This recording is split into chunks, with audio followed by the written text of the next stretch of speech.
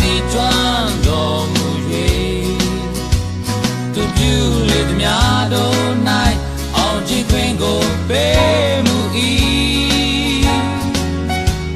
မတရားသောသူတို့၏တိုက်တွန်းခြင်းကိုမလိုက်လူဆိုးတို့၏လမ်းတွင်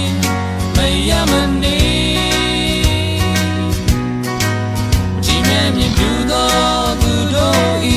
စီဝင်၌လည်းမထားမကောင်းမှုတို့ကိုဝေးမှရှောင်ခြင်းမည်